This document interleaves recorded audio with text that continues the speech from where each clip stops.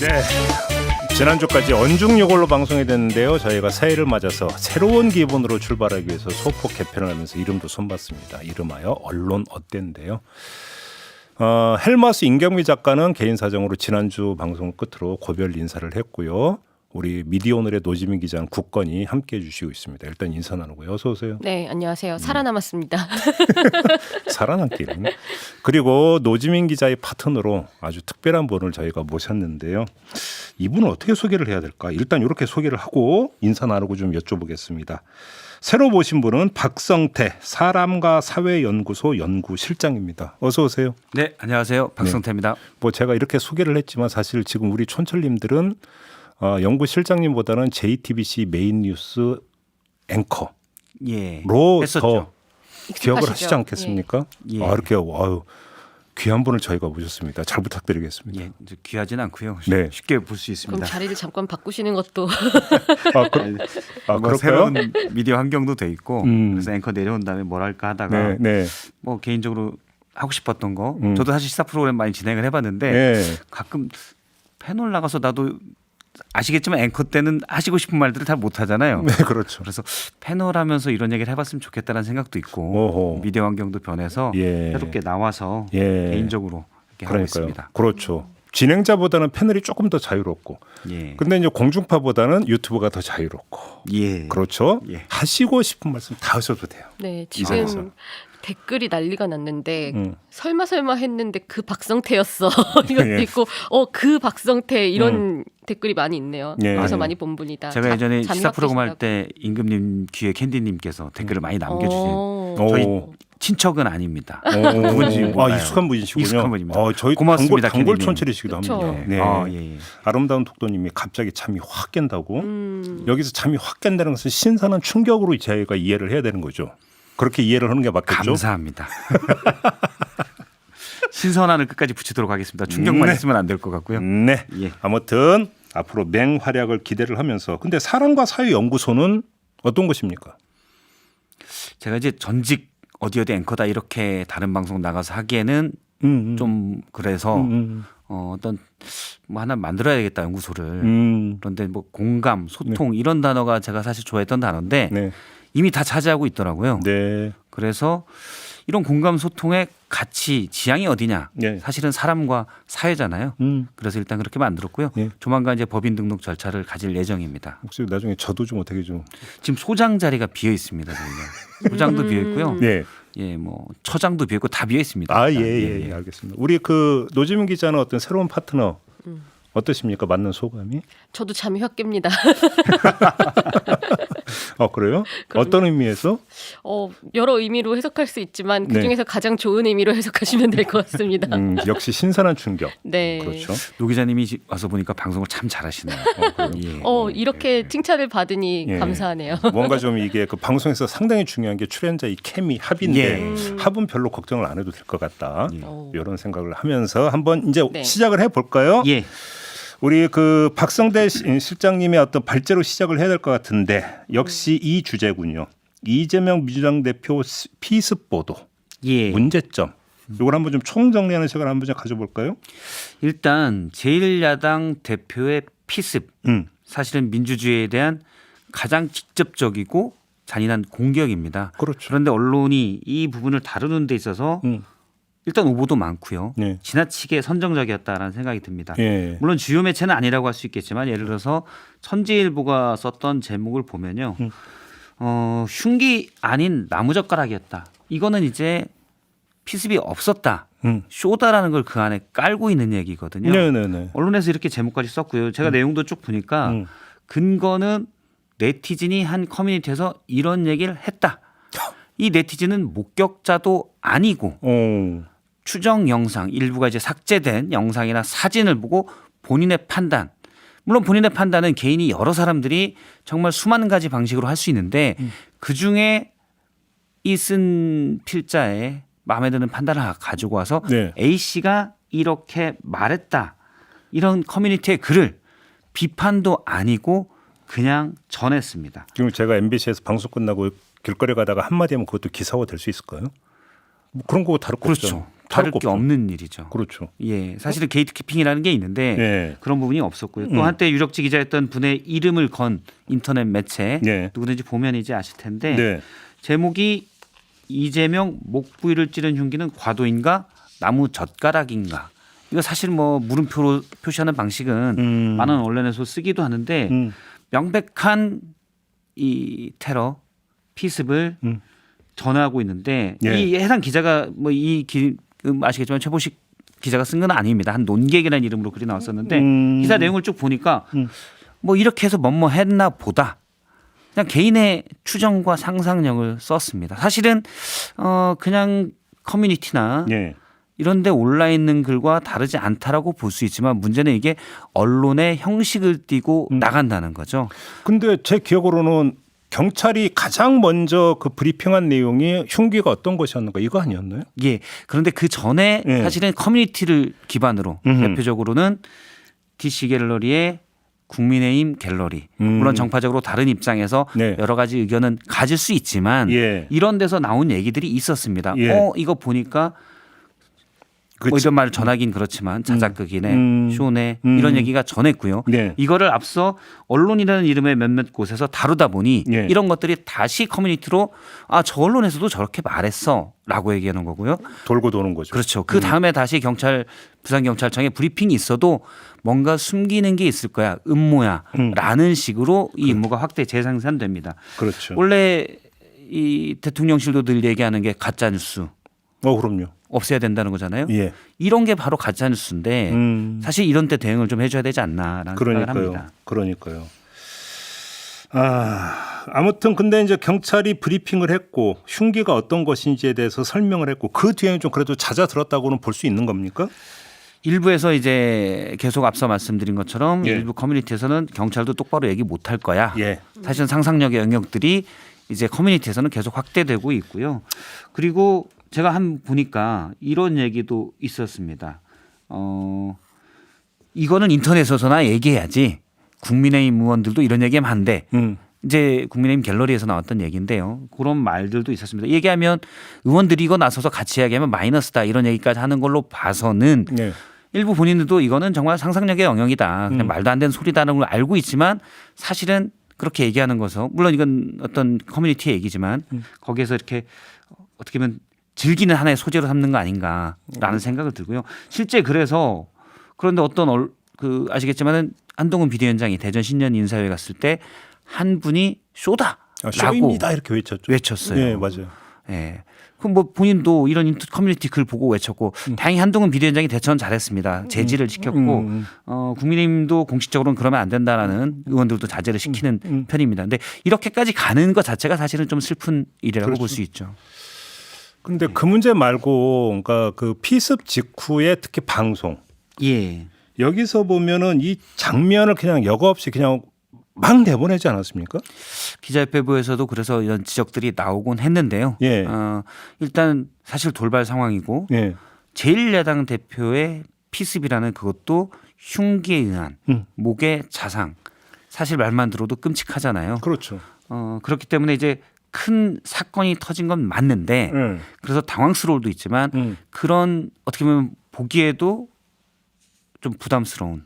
어떻게 보세요? 그러니까 속보 많이 진행하셨잖아요. 저는 이제 속보나 특보를 많이 예. 진행했던 앵커였죠. 그렇죠. 예. 그러니까 속보라고 하는 어떤 그 성격이 있다 보니까 또 뭔가 좀 게이트 키핑 과정에서 약간 구멍이 생길 수는 있어요. 예. 실무적으로. 근데 이게 그러니까 구멍에서 빠져나가야 되는 성질의 문제였는가는 우리가 한번 짚어봐야 되는 거 아니겠습니까? 그러니까 일부 뭐 사진이나 또 영상은 반복적으로 반복된다거나 일부 사진의 그렇죠. 모자이크가 처리가 제대로 안 된다거나 이런 건데 네. 제가 이제 경험으로 말씀을 드리면 저희가 어떤 비상 상황이나 어떤 일이 나왔을 때 터졌을 때 이른바 라이브 영상이 계속 나올 때가 있습니다. 그렇죠. 네, 그렇죠. 이제 그런 뭐 재난 상황이나 이럴 때 라이브 영상을 계속 나올 때 갑자기 의도치 않은 화면에 부적절한 부분들이 나올 때도 있어요. 네. 그럴 때 이제 사실 판단을 해야 되죠. 그러면 라이브 영상을 아예 처음부터 하지 말았어야 됐는지. 그런데 그러면 사실 저희가 이제 뭐 기자들이나 다른 데서 생방송 연결을 하잖아요. 네. 그래서 뭐 잠재적으로는 어떤 리스크도 그 생방송이라는 게 다 갖고 있는 거잖아요. 그래서 그런 리스크는 어쩔 수 없다고 생각하는데 관록 있는 PD들은 영상을 보고 이거 좀 위험하다 싶다. 그럼 바로 커트를 합니다. 그러니까요. 근데 이번 경우 같은 경우는 라이브 상황은 아니었고 그러면 급하기 때문에 빨리 영상 아마 제가 그 안에 부조에서 나왔던 일을 상상해 보면 빨리 영상 만들어 편집해 예. 틀어 반복해 난리가 되거든요. 났겠죠. 그렇죠. 예. 그러면 이 경우 누가 하냐면 그 영상 자료를 화면들을 만드는 건 이제 영상 편집 쪽에서 하게 됩니다. 원래는 그 뒤에 편집을 하고 모자이크 처리를 다 하고 그렇죠. 그러면 어느 수준 여기 이 부분은 좀 잔인하다. 이 부분은 빼고 예를 들어 저희는 이제 스틸 건다고 하는데 스틸 거서 그 앞쪽에서까지 하고 원래 방통심의 규정에서도 거기까지는 안 보여주게 돼 있습니다. 좀 더 잔인한 예, 부분까지는. 예. 근데 그런 것들이 미세하게 지켜지지 않는 부분들이 있는 거죠. 그러니까요. 아니 그러니까 100번 양보해서 속보를 때리다 보면은 그러니까 또 어차피 영상은 반드시 필요하니까. 예, 예. 그러니까 그 하다 보니까 이제 처음에 흘릴 수도 있다고 쳐요. 100번 양보해서. 하지만 그 사이에 빨리 모자이크 처리를 해가지고 어느 일정 시점부터는 정제된 화면을 내보내줘야 되는 거잖아요. 예. 아무리 양보해서 그러니까 본다 하더라도 근데 그게 안 되면 이건 문제가 있는 거잖아요. 그게 이제 아날로그 한 지점 같은데요. 예. 그러니까 제가 뭐 있던 곳에서는 그런 부분들을 많이 좀 각성을 하고 그런 부분도 있었습니다. 과거에 이제 여러 이런 뭐 재난 보도 같은 걸 예, 하면서 예, 예. 내부적으로 그런 게 있었는데 근데 순간적으로 이제 편집자 또 PD가 그걸 판단을 하게 되는데 예를 들어서 잔인한 수준이 이렇게 돼 있다. 뭐 어디에서 끊을 거냐라는 걸 순간적으로 판단을 해야 되거든요. 근데 어디에서 끊을 거냐는 거는 그 조직 어떻게 보면 문화 기존의 그런 부분에 대한 어떤 생각들 준칙 기준 같은 게 없나요? 있죠. 근데 그런 원칙적인 부분에 그건 방통심의 규정에 있어도 이제 피해 장면 이런 것들을 구체적으로 묘사하지 않는다 이런 부분들이 있습니다. 근데 그것들이 근데 딱 화면 컷으로 나오지는 않기 때문에 그렇죠. 좀 더 이제 편집자나 PD들이 그런 부분들을 좀 신경을 써야 된다. 그렇죠. 사실은 방송하시는 분들은 그런 게 있거든요. 최대한 좀 더 날것의 그림, 그렇죠. 좀 더 눈에 띄는 그림들을 보여주고 싶은 욕구가 있는데 여러 이런 부분들을 생각하면 그 중간 지점을 잘 잡아야 되는데 저는 개인적으로는 좀 더 피해자 인권이나 시청자들에게 조금 자극적인 화면을 보여주는 건 옳지 않다는 쪽으로 있고 예. 상식적으로 생각해 뭐 흉기를 그대로 노출을 시킨다든지 그다음에 어떤 그 피 흘리는 장면을 뭐 그대로 저기 내보낸다든지 이런 것들은 안 되는 걸로 저도 그렇게 알고 그렇죠. 있는데. 예. 그렇죠. 그리고 아마 이걸 이제는 모르지 않을 거예요. 그 제작진들 같은 경우도 그러니까. 이제 뭐 예전에는 지금에 비해서 좀 더 날것의 영상 같은 걸 보여주는 게 좀 허용이 되는 분위기였으면 뭐 가까운 예로 이태원 참사 같은 경우도 있었고 이렇게 좀 언론이 선정적이고 자극적인 장면을 부각해서 보여주는 게 전혀 이렇게 시청자들한테 도움이 되거나 새로운 정보값을 주는 것도 아닌데 예. 뭐 이걸 보여주는 이유는 뭐 말 그대로 좀 자극적인 보도로 이제 시청자들을 끌어온다거나 아니면은 뭐 솔직히 말하면 좀 게으른 그런 영상 작업을 통해서 멘트를 계속 얻는 방식의 이런 관행적인 방송을 하거나 뭐 이런 사례들인데 뭐 지금 이게 논란이 된 게 한두 번도 아니고 그리고 방금 말씀하신 것처럼 라이브로 생중계하는 현장에서 나온 것도 아니기 때문에 이거는 이제는 언론이 좀 몰랐기 때문에 안 됐을 거다라고 말하기에는 좀 어려운 시점이죠. 그러니까 아까 이제 조금 전에 그러니까 그 박순대 실장이 말씀하신 것 중에 이제 뭐 나무젓가락이다라고 하는 이런 주장이 나왔다는 게 제가 볼 때는 본질적으로 보고 싶은 것만 보려고 하는 어떤 심리가 이제 그 작동을 한 것이기 때문에 예. 별개로 봐야 되지만 방송이 현장 영상을 내보낼 때 지금 말씀드린 것처럼 모자이크 이런 것도 하고 했다면 이런 얘기가 사실 나올 성립할 여지 자체를 제공을 안 할 수가 있는 거잖아요. 사실 그게 지금 방통심의 규정에 이런 부분들이 있습니다. 37조인데요. 방송은 시청자에게 지나친 충격이나 불안감, 혐오감을 줄 수 있는 그런 내용을 방송해서는 안 된다 있고 부득이한 경우에도 표현에 신중을 가해야 된다. 네.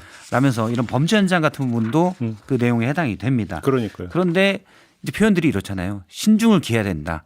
신중을 어디까지 기해야 되는지 이게 좀 애매한 부분이 있습니다. 그래서 사실 문화적으로 그런 게 압박이 돼야 되는데 그러니까 시청자들은 사실은 자극적인 화면보다는 정제돼 있고 그 본질적 맥락을 파악할 수 있는 그런 것들을 더 원해라는 압박이 제작자들 사이에서 좀 더 있어야 이게 좀 가능할 것 같습니다. 아무튼 이것도 작용하지 않나요? 요즘 이제 단매체 시대고 유튜브 채널이 일반화되어 있다 보니까 예.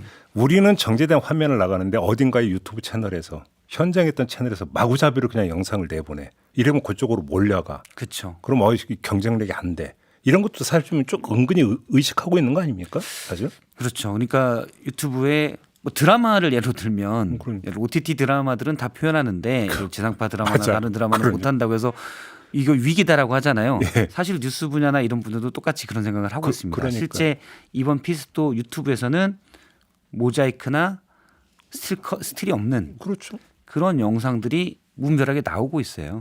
그러면 이제 아무래도 지적하신 대로 이렇게 우리가 그냥 얌전한 화면만 내보내면 시청자들은 다 그쪽으로 가지 않을까. 사실은 악화가 양화를 구축하는 게 정말 이런 콘텐츠 그게 부분이 명확한데 그래서 이게 사실 우리가 이러지 맙시다. 저도 뭐 그렇게 얘기는 했지만 이거는 착하게 살자처럼 의미 없는 얘기일 수가 있고 예를 들어서 OTT나 유튜브나 이런 플랫폼들에서 그런 것들 좀 제한하고 제약이 좀 들어가야 되지 않을까라는 생각을 개인적으로 해봅니다. 그러니까요. 그러니까 이게 결코 정당화의 논리로 작동할 수는 없는 거고 네. 분명하고 그럼에도 또 현실적인 어떤 이런 문제도 있다. 이것도 예. 함께 좀 봐야 되는 것 같아요. 그러려면 손을 어디에 봐야 되느냐. 사실은 유튜브 부분에서 어떻게 할 것이냐. 예. 이게 이제 사실 본질적이고 주된 경로다. 요 얘기를 좀 해야 될 것 같고 조롱성 보도도 있었습니까? 예. 앞서 말씀드린 것처럼 제1야당 대표의 그것도 흉기에 의한 더군다나 목에 피습은 사실 끔찍한 일이잖아요. 예. 그런데 조롱성 보도가 좀 많이 나온 것들이 있었습니다. 대표적으로 이제 정유라 씨의 페이스북 글을 따서 올린 건데요.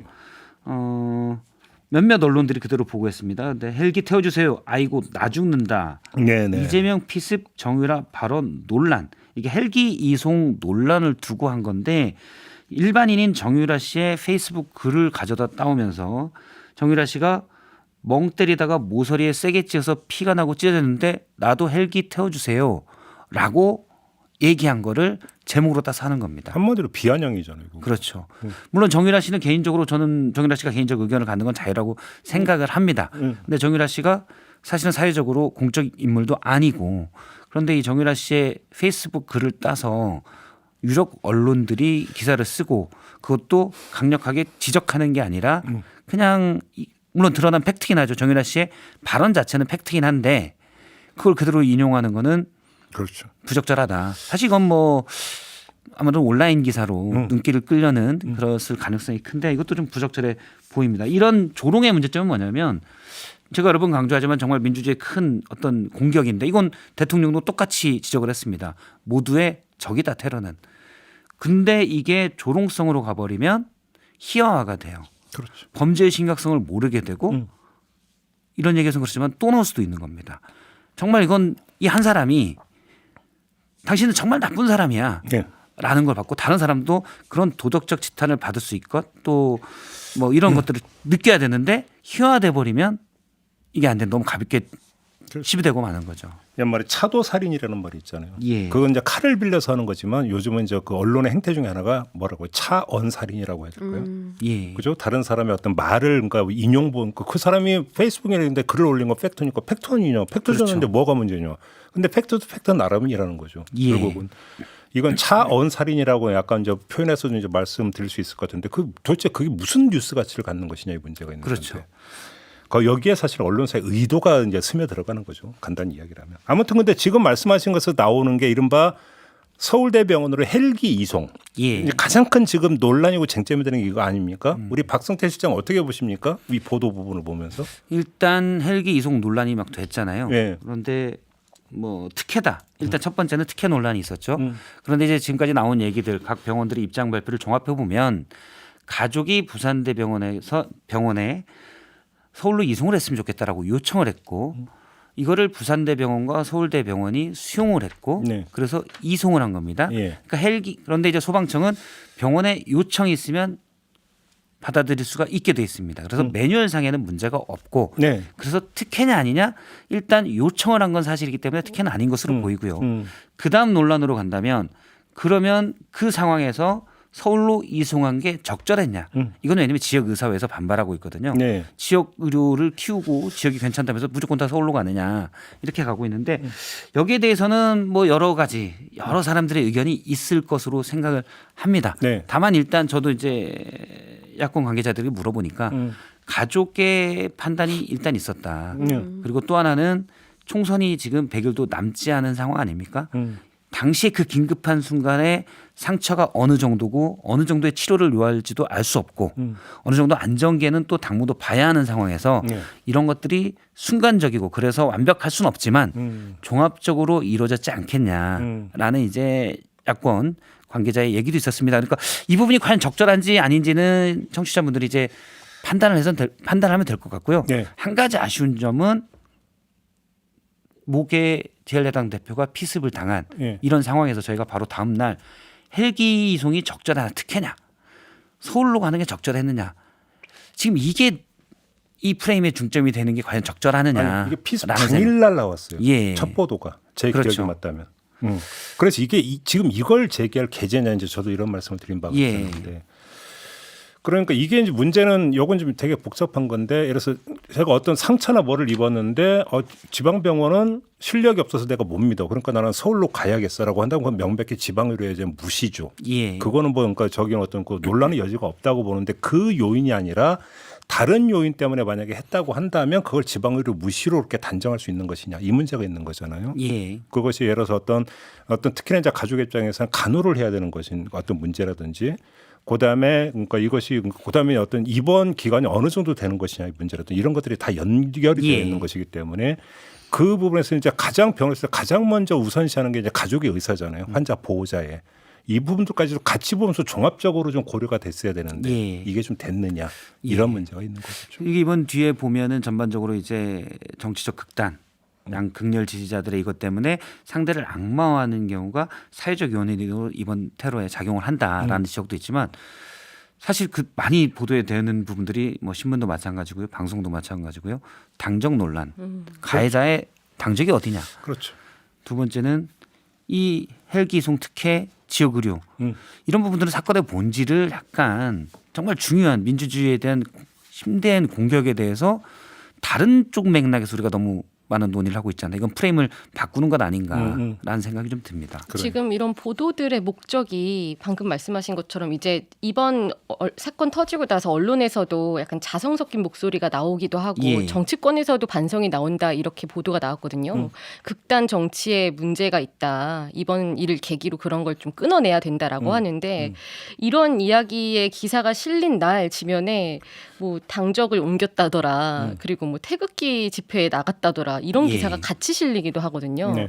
지금 이렇게 언론이 쟁점화시키고 있는 것들이 다 보면 양 진영의 지지자들이 같이 붙어서 싸움을 벌이게 만들게끔 하는 그런 갈등 조장성 보도가 많은데, 이 보도를 왜 하고 있느냐, 솔직히 말하면 기사를 많이 보게 하기 위함이다, 이런 궁극적인 문제도 있는 거죠. 또 뭐 정파적 유불리, 가해자가 누구냐에 따라서 정파적 유불리도 따졌겠지만 사실은 전 이런 얘기를 하고 싶어요. 예를 들어서 이 가해자가, 일단 가해자는 나쁜 놈입니다. 그런데 이 가해자가 국민의힘, 그러니까 2015년까지 새누리당 당원이었다고 해서 새누리당 보통 당원이 할 만한 일을 했느냐? 그건 아니거든요. 그래서 이건 새누리당 당원이 했다고 볼 수는 없습니다. 아니, 농담적으로 지금 대한민국 정당이 주장하는 당원 수를 다 합치면 1,000만 된다면서요? 1,000만 넘습니다. 예. 그러면 어디서 절도를 한 사람 중에도 당원이 있을 수 있고, 그럼요. 예를 들어서 그죠? 강도짓 하는 분 중에서 예. 그러니까 당원이 있을 수도 있고, 그럼 그게 당하고 연결지어야 되는 것이냐? 예. 제가 약간 좀 극단적으로 예를 들어서 말씀을 드리는 게 왜 그러냐면, 당원이라고 해서 이 사람이 당의 사주를 받아서 지금 범행을 저지른 게 아니고, 예. 이 사람이 당을 대표하는 사람이 아니고, 그렇죠. 그렇게 된다면 당적이라고 하는 문제가 왜 그렇게 중요하냐? 예. 그렇죠? 보통 당원의 성격을 가지고 있는 것도 아닙니다. 한 가지 이제 남는 점은, 지금 엄밀하게 보면 이 사람의 범행 의도는 아직은 밝혀진 게 없어요. 네. 범행의 계기가. 그렇기 때문에 혹시 이게 정치적 이유 때문이 아니냐? 그러면 정치적 이유라고 한다면 이 사람의 정치적 어떤 성향이나 이런 것들을 파악을 해야 되니까 당적이 뭔지가 궁금하다. 저는 여기까지는 어느 정도 이해를 할 수 있다고 쳐요. 예. 근데 지금 당적에 그 초점을 맞추는 이유가 그것 때문이냐, 아니면 어느 한 정파에 또 책임을 몰아가기 위한 어떤 정략적 의도를 깔고 지금 가는 거냐는 차원이 다른 문제니까. 예. 이런 거 아니겠습니까? 예. 그러니까 약간 뭐 정파적으로 혹시 불리하게 될까봐 우리 편이 아니었어. 차단막 치는 거. 예라고 얘기하는 게 좀 너무 하지 않나라는 생각도 좀 듭니다. 그러니까 너무 앞서간다, 한마디로 이야기하면. 그리고 이런 사건이 있을 때마다 본질을 흐리는 게 배후설 같은 거잖아요. 그렇죠. 이 당적이 어떻게 됐느냐, 이런 보도들이 예. 결국에는 그런 의심으로 이어지고 있는데, 지금 어떻게 보면은 좀 호도할 수 있는 잘못된 정보들을 전달을 해놓고, 잘못된 정보라기보다는 좀 중요하지 않은 정보들을 좀 부각을 시켜놓고 그런 해석들이 나오게 되면 우리는 그렇게 말한 적이 없다라고 하는 태도도 어떻게 보면 비겁한 부분인 것 같습니다. 그런 부분들이 지적하신 부분들이 네. 이제 약간 상대를 악마한다거나 네. 이런 부분에 또 일조하는 분위기도 있는 게 또 사실입니다. 이 말까지는 안 하려고 했는데 조금 전에 이제 그 이송 논란도 사실은 이게 단순히 어떤 지역 의료계에서 반발하고 있기 때문에 그걸 받아서 저는 보도할 수 있다고 봐요. 예. 근데 단순히 그 차원이냐 아니면 여기에 또 다시 정파적 시각이 스며 있는 것이냐를 우리가 한번 따져볼 부분이 있어요. 왜 그러냐면 피습 사태가 났을 때 가장 만나던 게 이게 부산 정치권 총선 어떤 부산 정치권에 미칠 영향. 예. 언론이 이런 거 쏟아냈어요. 그런데 자, 그 다음에 나오고 있는 게 이거예요. 그러면 이 논란이 커지면 이게 그러니까 부산 선거 민심에 또 어떤 영향을 미칠 것인가. 이것까지 고려해서 지금 이 논란을 키우는지 언론이. 예. 사실은 이것도 지금 점검할 포인트인 거거든요. 맞습니다. 사실 부산 엑스포 때문에 여권에서 부산 민심이 많이 안 좋아졌다. 네. 그러니까 지난 총선 같은 경우 부산이 국민의 민주당이 3석 정도로 가져갔었거든요. 네. 근데 이번에 이제 부산 엑스포 때문에 민심이 안 좋다는 얘기가 많았는데 여기에서 이제 부산을 무시했다라는 프레임이 가능해서 그렇죠. 이게 이런 부분들을 부각시키는 게 충분히 그런 건 아니냐. 사실 민주당이 여기에 그러니까 이송 논란에서 상당히 좀 과잉 대응을 하고는 있긴 해요. 그러면 민주당의 이런 대응도 부산 민심 때문에 그런 건 아니냐라고 또 우리가 추정을 해볼 수 있는 부분이 있습니다. 그러니까요. 상업 논리와 정파 논리가 마구 지금 섞여가지고 되게 어떤 그 비본질적이고 자극적인 보도가 지금 많이 난무하는 예. 이게 결국 이재명 대표의 피습 보도 이렇게 좀 정리를 할 수 있을 것 같습니다. 예. 네. 자, 이번 주제는 이 정도로 정리를 하고요. 다음 이제 노지민 기자의 발제로 넘어가야 될 것 같은데 제가 하나 먼저 여쭤볼게. 네. 그 KBS도 취재하시죠? 예. 어제 KBS발 뉴스가 하나가 나왔어요. 네. KBS에서 기자들한테 지침을 내리기를 전두환 씨라고 이제 표기하지 말고 전두환 전 대통령으로 표기해라. 이거 어떻게 된 얘기입니까, 얘기가? 그 아시겠지만 보도정보 시스템이라고 있잖아요. 예. 기자들이 이제 기사 작성을 하고 뭐 관련된 뭐 공지 같은 것들이 올라오는 시스템이 있는데 거기에 이제 KBS의 취재 주간이 올린 글이 있었습니다. 취재 주간. 네, 그 전두환의 호칭은 씨가 아니라 전 대통령으로 통일해 주기를 바란다. 그러면서 이제 전 대통령은 존칭이 아니라 이제 대통령을 지냈던 사람에 대한 지칭일 뿐이라면서 그 밑에 또 설명이 추가된 부분이 있는데 그 김일성을 주석으로 부르고 김정일을 국방위원장으로 부르고 김정은도 국무위원장으로 부르는데 전두환만 씨로 사용하는 것은 이치에 닿지 않는다. 이런 글을 올린 거죠. 주간이 이제 그렇게 한 겁니다. 어떤 사람이 주간은? 그러니까 어떻게 말하면 뭐 국장에서 부국장 정도의 역할을 하는 그런 사람이라고 보면 될 것 같고 네. 이분이 그 최근에도 한중일 대신 한일중이라고 써라. 아, 네, 또 이렇게 그런 지침을 공지를 했던 분이거든요. 오. 근데 보통 이런 용어 같은 것들이 이제 좀 혼선이 있거나 좀 통일을 해야 될 필요성이 있으면은 뭐 어느 정도 논의를 거쳐서 우리는 이 표현을 쓰기로 합시다라고 하는 경우는 있죠. 아니 언론사에서 보통 어떤 표기 원칙 이런 것들은 이제 그 정해서 예. 이제 공유하고 이러기는 하지 않습니까? 네. 그렇기 때문에 저는 이게 그러니까 통일하자라는 얘기 자체는 문제될 건 없다고 봐요. 근데 문제는 그러면 그 제안 자체의 어떤 적합성을 따져봐야 되는 건데 예. 어떻게 네. 생각을 하세요? 뭐 제가 있던 곳에서는 호칭을 정할 때 과거 이제 대법원 확정 판결로 그 전직 대통령에 대한 예우를 박탈당했을 때 호칭을 뺀다라는 게 있었습니다. 그런데 사실 분위기도 좀 바뀌기도 했고 뭐 여러 가지 안에서도 얘기가 많았어요. 과연 적절한가라는 얘기도 많았는데 여러 의문들을 했죠. 왜냐하면 대법원 확정 판결은 예를 들어 다른 사람들 어떻게 사실 이 저희가 형식적으로는 그런 형식을 갖추긴 하지만 사람들이 그 대상에 대한 느끼는 감정을 표현하기 위한 방법이었다라는 부분이 좀 들어가 있었거든요. 네. 그래서 그 형식적인 게 과연 맞느냐라는 건 내부적으로도 좀 논란이 있었고요. 네. 다만 저희가 아무 논란도 없었던 건 전두환 씨였습니다. 마음속으로 아무도 대통령으로 인정을 안 했죠. 왜냐? 학살의 원흉이었기 때문에. 그런데 이제 전 대통령을 부른다. 저는 뭐 이 앞서 논설 주간이 어떤 취재 주간이 어떤 생각을 가지고 있는지 모르겠지만 뭔가 기존에 있던 걸 바꿀 때는 고민과 결단이 필요한 거잖아요. 근거가 제시가 돼야 돼요. 예.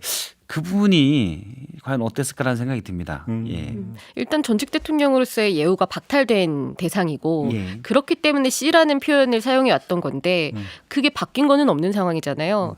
뭐 예를 들어서 박근혜 전 대통령 같은 경우도 지금도 이제 호칭에 대해서 조금 논쟁이 있는데 사면이 된 뒤부터는 전 대통령을 붙여서 쓰는 경우들이 있거든요. 이전까지는 박근혜 C라고 하다가 뭐 이런 식으로 뭔가 여기에 영향을 미칠 만한 변수가 생기지 않았는데 이렇게 일방적으로 지시를 내리는 게 사실 그 뉴스룸 내부에서의 그런 미치는 영향들을 고려하면은 분명히 좋지 않은 일이기는 한 거고 이제 뭐 지시를 한 게 공지글을 올린 게 뭐 무조건 따라라라고 안 따르면 어떻게 하겠다라고 쓴 것은 아니지만 이렇게 데스크급 되는 사람이 지시를 했을 때 따르지 않으면 어떻게 될까? 이거를 과연 거부하고 나는 C로 쓰겠습니다 하고 나설 수 있는 기자가 있을까? 뭐 이런 면에서 이제 내부에서도 좀 많이 논란이 되고 있는 것 저는 같습니다. 조금 전에 박승태 실장이 한 말이 저는 가장 가슴에 와닿는데 다른 사람은 몰라도 전두환 씨에 대해서는 내부적으로 이견이 없었다. 예. 왜 그러냐면 여기에는 결국은 어떤 그 보도국 구성원들의 어떤 통일된 어떤 역사 의식이 거기는 스며 있는 거잖아요. 사실 뭐 합의라고 할 것도 없는 그렇죠. 예. 어찌 보면 당연지사로 당연한 생각했던 얘기죠. 그렇죠. 네. 어찌 보면 가장 중요한 건 그거 아닙니까? 그렇죠. 어떤 뭐냐면 역사적 어떤 거대한 흐름에서 형성된 하나의 어떤 통일된 의식을 형식 논리를 가지고 지금 오히려 예. 역재단을 하려고 하는 게 바로 KBS의 시도다. 한마디로 정리하면 이렇게 정리할 수 있는 거죠. 게다가 공영방송이잖아요. KBS는. 그러니까요. 네. 알겠습니다. 아무튼 근데 오늘 노지민 기자가 좀 발제하시려는 내용은 그 내용은 아니었고 아, 그렇죠. 김홍일 방송통신위원장이 이제 그 임기를 저기 시작을 한 거잖아요. 네. 어떻게 되고 있습니까? 지금 들어오자마자 사실 좀 잡음이 있었습니다. 어떤 작품이? 그 방송통신위원장 새로 빨리 임명을 해야 된다라고 여권에서 주장을 했던 게 지금 지상파 방송 사업자들 재허가가 있는데 이 상황에서 방통위원장이 공석이 되면 안 된다라는 거였잖아요. 한 명 가지고는 뭐 이게 안 되고. 네, 그렇죠. 지금 이제 뭐 과반으로 의결을 해야 된다라는 그 규정이 있어서 2명으로만 운영을 하는 것도 사실 문제지만 1명으로 안 되니 위원장을 빨리 앉혀야 된다라고 했던 건데 그래서 이제 김홍일 위원장도 취임식을 하자마자 일요일에 회의를 열어서 이 제어가 관련해서 마무리를 하겠다라고 했던 거죠. 그런데 이 회의를 앞두고 회의 당일 회의가 예정돼 있었던 날 이제 자정이 넘어간 시각에 회의 당일에 취소를 한 겁니다. 이유는 시간 부족이었는데 그 시간 부족에 대해서 이상임 부위원장이 브리핑을 했거든요.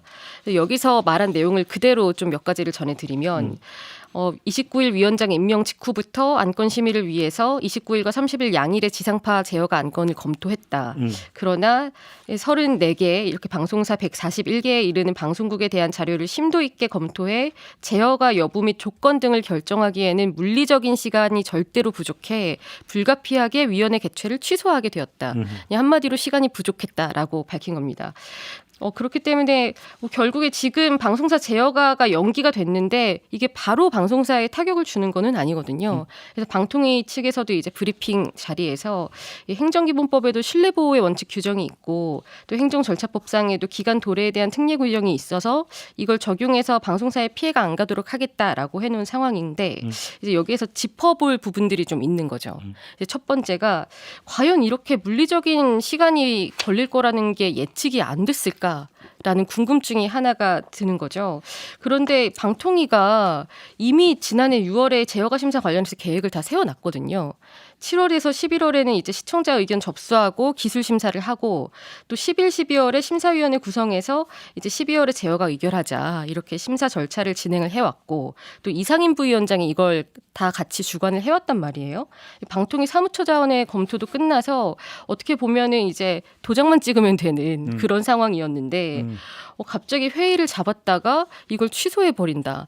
이게 예측 불가능한 상황이라고 보기에는 좀 이해하기 어려운 측면이 있고. 그럼 시간 문제가 아니라 혹시 전문성 문제다 이렇게 보시는 겁니까? 그래서 이제 그 다음으로 나오는 의문이 그거죠. 전문성의 문제였을까. 근데 지금 뭐 전문성이 부족하다라는 거는 사실 이론의 여지는 없는 거죠. 이제 방송통신 정책 관련해서 아무것도 한 게 없는 분이잖아요. 네. 그리고 이제 그 직전에 있었던 게 국민권익위원장이었는데. 근데 그 어차피 그 저기 제거를 줄 건지 말 건지 일단 심사위원회에서 그러니까 네. 심사는 거기서 하는 거잖아요. 근데 이거를 이제 검토를 해서 어쨌든 위원장이 결정을 해야 되는 거니까요. 의결을 해야 되는 거니까요. 위원회 자체적으로.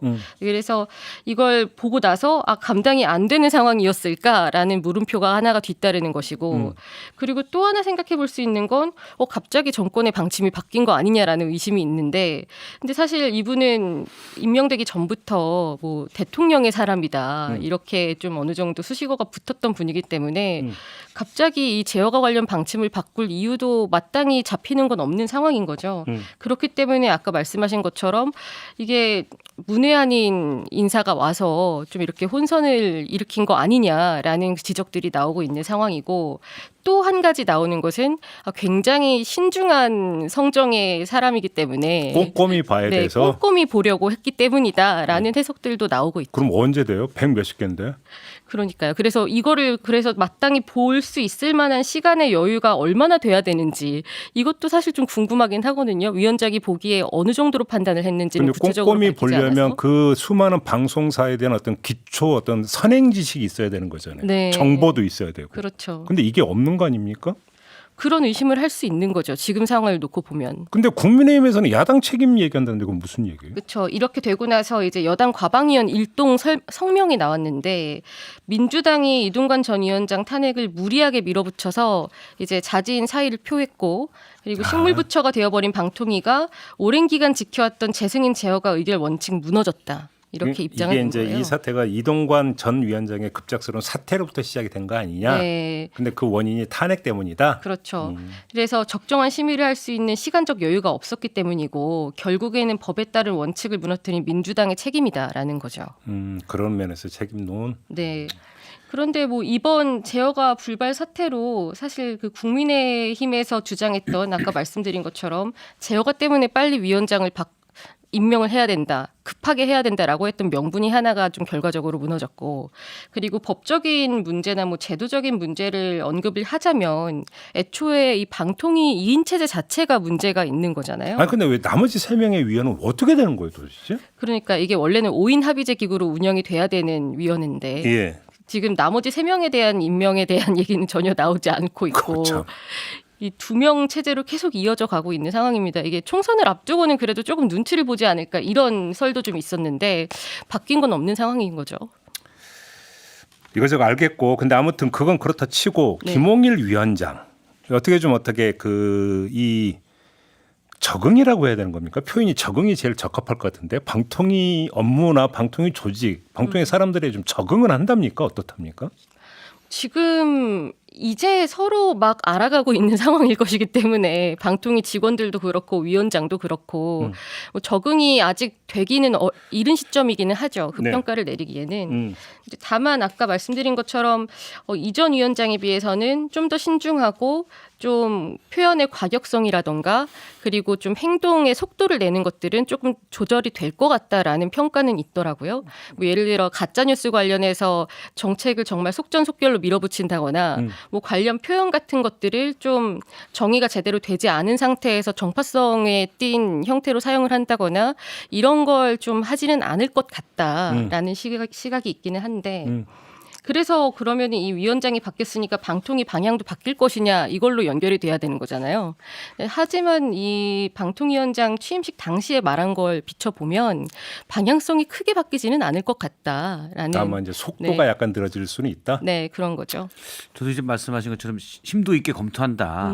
검토는 해야 되죠. 근데 애초에 문외한 누구나 지적하는 문외한을 정말 미래를 볼 수 있는 미래 통찰이 필요한 방송통신위원장에 임명시켰잖아요. 네. 그럼 심도 있게 검토하려면 완전 문외한인데 뭐 속성반을 따로 들어야 되는지, 뭐 이건 한 달짜리인지 석 달짜리 정도는 들어야 되는지, 네. 그게 좀 의문이긴 합니다. 그렇죠. 예. 근데 사실 김홍일 방통위원장보다 지금 더 이제 관심을 받는 인물은 유일인 방심위원장 아닙니까? 네, 방송통신 심의위원회 위원장. 우리 박승태 실장은 그 이른바 민원사주 의혹 제기된 거 보셨죠? 예, 예. 어떻게 평가하세요? 사실 어떤 민원사주 의혹이 나왔으면, 예. 근데 전 첫 번째 굳이 가족과 지인들까지 동원해서 민원을 넣어야 될 만한 일이었나라는 예. 생각도 좀 듭니다. 예. 예, 아니면 아예 뭐 제로였다면 민원이 예, 제로였다면 제로때는 모르겠지만 예, 그것도 아니었는데. 예, 그런 의문이 좀 들고 이렇게 나왔으면 사실 죄송합니다 하고 반성하고 물러나든지 책임을 져야 될 일인데 뭐 이게 나온 사람을 예. 내부 고발자를 색출하겠다. 이건 진짜 아닌 것 같아요. 예. 민원인이 진정한 공익 제보자라고 했다면서요. 예. 지금 유일임 위원장 기자들 앞에서 계속 모습 안 나타내고 있는 거죠. 네, 계속. 기자들이 굉장히 질문을 해야 될 것이 많은데 예. 만나지 못하고 있는 상황이라고 알고 있고 그러면 계속 네. 지금도 출퇴근을 혹시 화물용 엘리베이터로 오는 겁니까? 지금도 계속하고 계신지는 저도 궁금하긴 합니다. 네. 최근에도 사실 전체 회의가 잡혀 있어서 이때를 기다린 기자들도 좀 있었거든요. 네. 그 야권 심의위원들이 류일임 위원장 관련 의혹을 좀 안건으로 올려서 전체 회의를 하려고 했었는데 이날 또 류 위원장 비롯해서 여권 의원들이 불참을 하면서 회의가 또 무산되면서 뵐 기회가 또 사라지기도 했죠. 그냥 이렇게 그냥 하다가 그냥 이것도 유야무해야 되는 겁니까? 지금 사실 이 위원장이 본인 관련된 그런 업무에서라도 손을 떼는 게 맞는 건데 아무런 조치는 취하지 않은 상태에서 제보자에 대한 법적 조치는 그 위원장 어떻게 보면 이제 개인의 영역이라는 거죠. 그 대응은 그거는 방통심의위를 통해서 하고 있고 지금 상황에서 여권 의원들이 뭔가 하지 않으면은 계속 의결이 된다거나 방심위 차원에서 뭔가를 할 수 없는 상황이기 때문에 내부적으로는 유야무야 될 수도 있는 상황이다라는 지적이 좀 있습니다. 아니 아까 저희가 그 이재명 대표 피습 사태를 이야기하면서 이건 민주주의의 적이다 지금 이렇게 이야기를 했잖아요. 예. 근데 지금 이걸 우리가 한번 봐야 되는 게 민주주의가 유지가 되기 위한 가장 기본 요건 중에 하나가 민주주의의 규칙을 얼마나 잘 그러니까 그 지키느냐의 문제가 되거든요.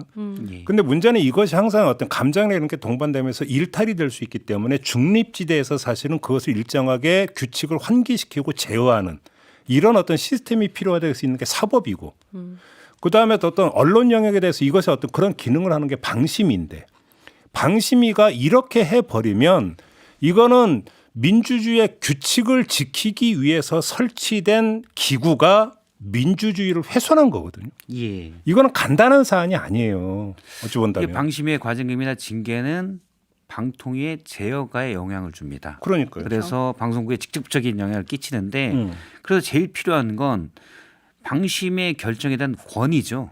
그렇죠. 권위가 있어야 되는데 그렇죠. 위원장이 친척과 지인을 시켜서 민원을 사주했다.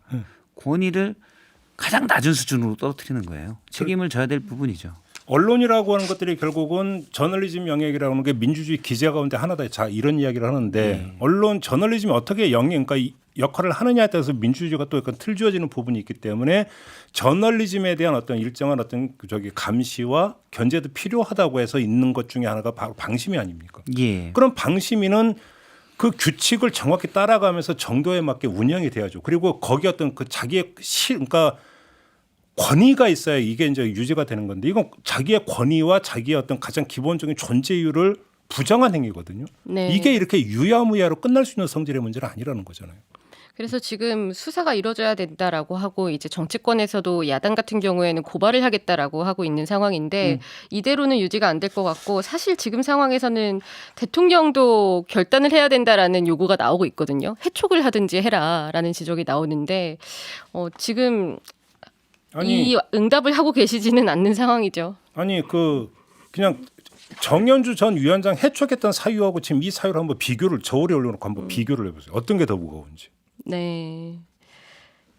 더 설명할 필요도 없을 거라고 생각을 하는데 안 되고 있습니다. 이게 제가 볼 때는 본질적인 문제가 아닌가 싶습니다. 그리고 지금 뭐 사주 여부가 이제 명확하게 드러나지는 않았는데 근데 이게 사주를 본인이 했든 안 했든 본인의 이제 주변의 지인이나 뭐 가족들이 민원을 넣었고 그 민원을 넣은 것에 대해서 이제 위원장 비롯해서 방통심의가 뭔가를 하는 상황이면은 그거 자체만으로도 회피를 해야 되는 건데 그렇지 않고 있습니다. 알겠습니다. 오늘 이야기는 이 정도로 하고 이제 오늘 좀 마무리를 해야 될 것 같아요. 우리 박성태 실장님부터 첫 방송이었는데 어떻게 하실만 하세요? 어떻습니까? 사실 이제 미디어에 종사하기도 했고 관심은 많지만 또 이렇게 관련돼서 그것만 전문으로 얘기한 적은 별로 없었는데 네. 예. 그래서 사실 좀 긴장도 많이 됐었거든요. 네. 예, 네. 또 나름 그냥 솔직한 얘기를 하는 게 괜찮다는 생각이 좀 그럼요. 듭니다. 그러니까요. 뭐 많은 분들이 지금 댓글을 달아주셨는데 이예숙님, 박 전 앵커님 안 나오셔서 궁금했는데 앞으로 자주 봬요. 이렇게 지금 좀 예. 댓글을 달아주셨고요. KBS 아까 조금 전에 전두환 전 대통령으로 호칭 통일한다 이거에 대해서 아주 로또 1등님이 한마디로 정리해 주셨네요. 전두광으로 통일하시죠. 라고 하는 서울의 봄 스타일로. 네, 제안을 주셨습니다. 네. 그리고 이제 황정민 씨 얘기도 좀 들어봐야 될 것 같아요. 그리고 소리 없는 아우성님이 방심이 직원들은 괜찮나요?라고 하는데 그러니까 뭐 내부에서 굉장히 여러 어려움을 겪고 있고 그리고 이제 이미 류일임 위원장은 내부에서는 탄핵된 거나 마찬가지다 이런 입장을 내고 있습니다.